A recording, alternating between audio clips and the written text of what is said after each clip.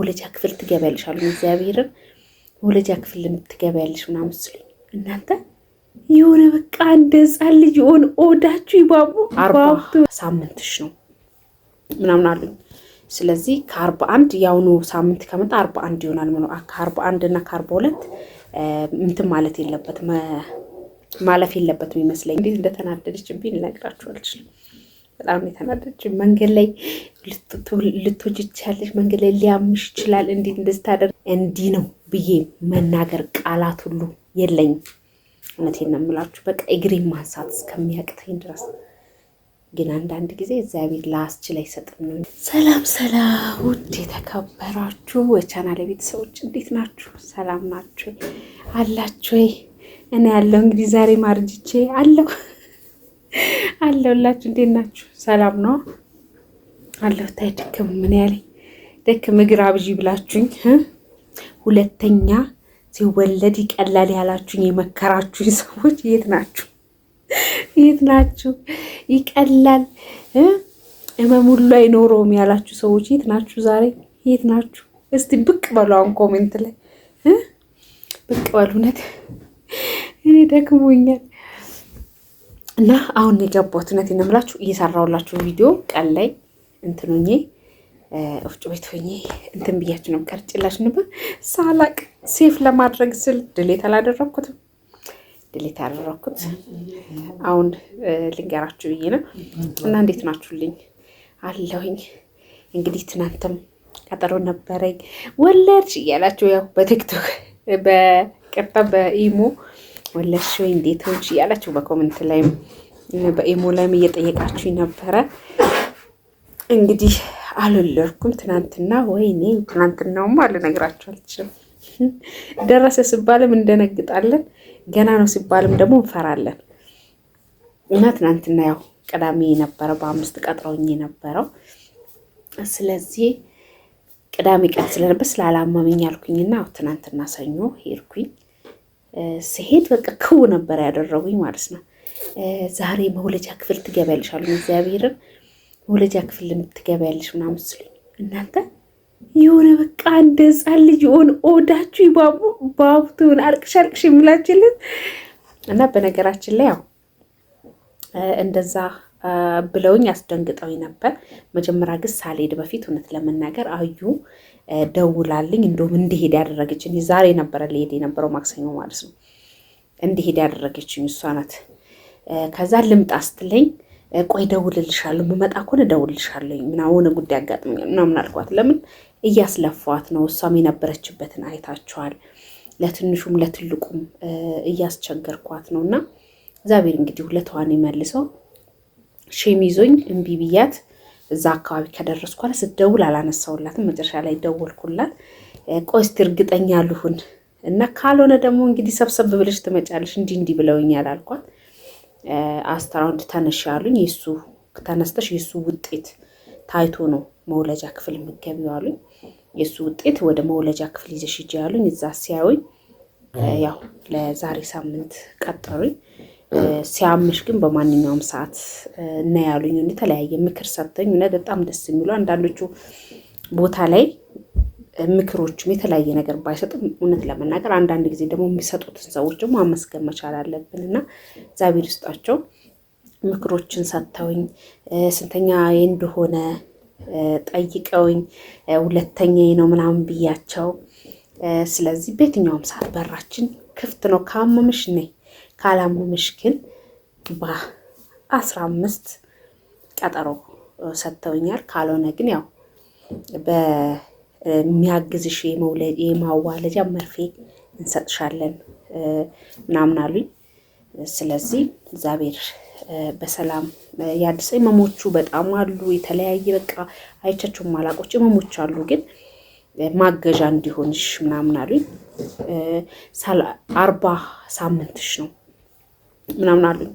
ስለዚህ ከ41 ያውኑ ሳምንት ከመጣ 41 ይሆናል ማለት ነው። ከ41 እና ከ42 እንትን ማለት የለበትም ማለፍ የለበትም ይመስለኛልና እንደዛ ነው መክረውኝ የመጣሁትና እጅግ በጣም ደንግጬ እስከሚሸኙኝ ድረስ እውነት ተኝ እንዳይሉኝ ማለት ለምን ምንም ይዤ የወጣሁት ነገር የለም። በባለፈው ነግራችኋለሁ፣ አዘጋጅቻለሁ ሻንጣዬ ምናምን። ግን እኔ እስካሁን እንግዲህ እንደኔ ሀሳብ ወልጄ 1 ወር ምናምን እንደሚሆነኝ ነበር አቆጣጠሬና ማውራቴ።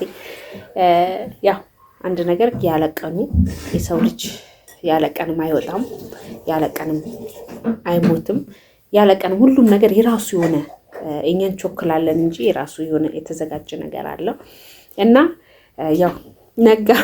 አሁንስ አዲስ ነገር ምን አለ? አዲስ ነገር በቃ እየደወለ አዲስ ነገር ምን አለ? ሁሌ ስለኔ አዲስ ነገር ነው ማወቅ የሚፈልገው እና ትናንትናም እንደዛ ታብዬ ነበር። ዛሬም ደውሎ ያው ሌሊት ሐሙስ ትሄጃለሽ ምናምን ብሎኝ ነበር እና አለሽም እንደዛ ነሽ ያልሽዋ ምን አዲስ ነገር አለ? ከመጓጓቱ የተነሳ ነው መሰለኝ ኦፎይ ለማለት ፈልጎ መሰለኝ። እኔ የኔን ጭንቀት አመመኝ ምናምን የምለውን ነገር ስለምሰማ ለዛ ነው ማወቅ የፈለገ ይመስለኛል። የተሸከምኩት እኔ የተጨነቁት እያለ እሱ የበለጠ ከኔ የበለጠ እዛ ነሽ ምን አለ ምን አዲስ ነገር አለ ይላል በየደቂቃውና አዲስ ነገር ይሄንን ይመስላል። ትናንትም ስለጠፋሁባችሁ አለውኝ ለማለት ነው። ያው የዛን ቀን አጣዳፊ እንጀራ ምናምን እየጋገርኩኝ ነበረ፣ ቀጠሮኝም ለመሄድ ነበረ። ስለዚህ ሄጄ እንደዛ ብለውኛል። አሁን ደግሞ እንግዲህ ባባዬ ቅድም እውነት በጣም ደስ የሚል ቪዲዮ ነበር የቀረጽኩላችሁ እና ተበላሸ፣ ድሌት ሆነ ማለት ነው። እና ሄጄ ዛሬም ባዘር እንዴት እንደተናደደችብኝ ልነግራችሁ አልችልም። በጣም የተናደደች መንገድ ላይ ልትወጂ ትችያለሽ፣ መንገድ ላይ ሊያምሽ ይችላል፣ እንዴት እንደዚህ ታደርጊያለሽ ያልሽ ተቆጥታኝ። እንግዲህ አሁን የገባ ነው በነገራችን ላይ አሁን 1 ሰዓት ላይ ማለት ነው። እንዴት የደረሰች ነፍሰ ጡር መንገድ ላይ ታመሻለች ምናምን ፈልጌ አይደለም ያመሸሁት። ባባዬም እንግዲህ መውለጃዬ ገና ከሆነ በኋላ ላይ እሺ ላይ ላችሁ ይችላል፣ ፀጉር ቤት ላስቆርጠው ምናምን ብዬ ፀጉር ቤት ይዤ ሂጄ በቃ አይታችኋል። ከዚህ በፊት ሳለቅስ እየተጫወተ ምናምን ነው ይቀርስ። ዛሬ ግን ይዘሽኝ አትጂ እያለኝ ነው ግን ይዤ ሄድኩት። በነገራችን ላይ አልቅሰው ያዙኝ ልቀቁኝ ለምን እቆረጣለሁ ብሎ ማለት ነው። እና ለምን እንደሆነ አላውቅም እንደዚህ አይነት ስሜት ተሰምቶት ከዛ በኋላ ደግሞ በዛው ወፍጮ ቤት ሄጄ ነበረ።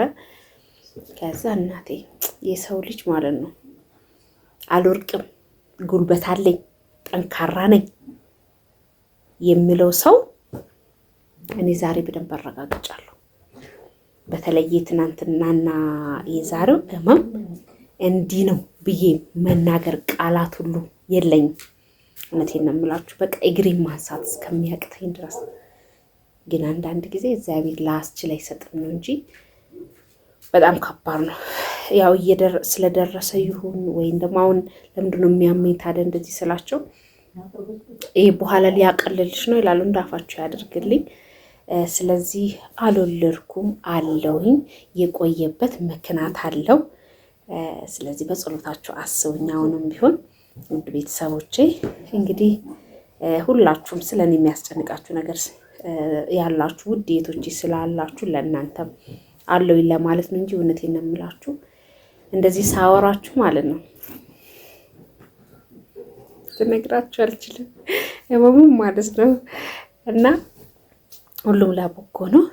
በሰላም ገብቻለሁ። ግን እንደምንም ብዬ ወጥ እያረጋችሁ አንዳንዴ እያልኩኝ ገቦኝ።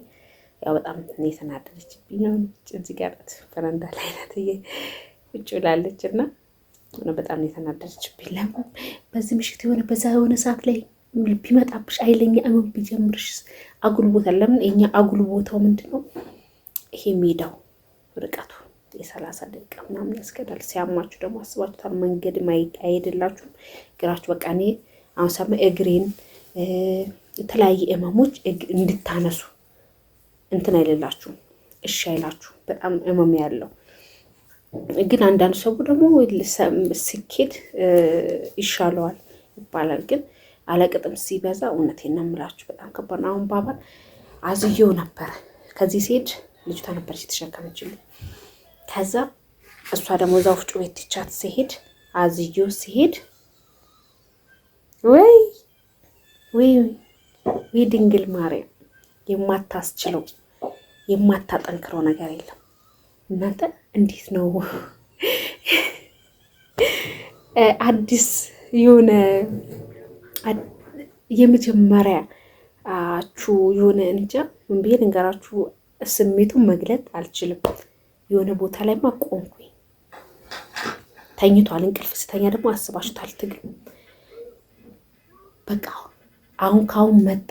አሁን ካሁን ሊያዋርደኝ ነው። ወይኔ አምላኬ፣ ወይ ድንግል ማርያም አታዋርጅኝ እያልኩ እንዲህ ያለኝ እግሬን እንዲህ ላንሳ ወደፊት አልሄድ አሙኛል ላልመለስ ርቅ ያለው እውነት ጉዶኝ በቃ ከስንት ሰዓት በኋላ ጸሎት አድርጌ እንደምንም አስችለን እግሬን እየጎተትኩ እንዴት ነው የቆሰለ ታፋና ታፋ ወይም ደግሞ ማጽናቸው የቆሰለ ማንሳት የሚያቅታችሁ የለም እንደዛ ነበር የሆነብኝ እና እንዳልዋረድ አምላኬ እንዳልዋረድ። ከዛ ወፍጮ ቤት መብራት ጠፋ። እሱን አስቆልጮ ከሄድኩ በኋላ መብራት ጠፍቷል። እንደገና ደግሞ ትቼ ከሄድኩ ይበላሻል።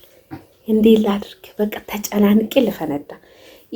ትቼው ደግሞ ልምጣ ካልኩ ልጅቷ ትቀመጥና ልምጣ ካልኩ ሰዎች አሉ አብረን ሄድ ልምጣ ካልኩ ልጁ ማን ይሸከምልኛል? ያንን መንገድ ሁሉ እንዴት ልሸከም? ጋሪ የለም። ሰዓት አልፏል፣ የጋሪ ሰዓት። በቃ እኔ ጭንቀቱን ውስጥ የነበረውን ረብሻ ልነግራቸው አልችልም።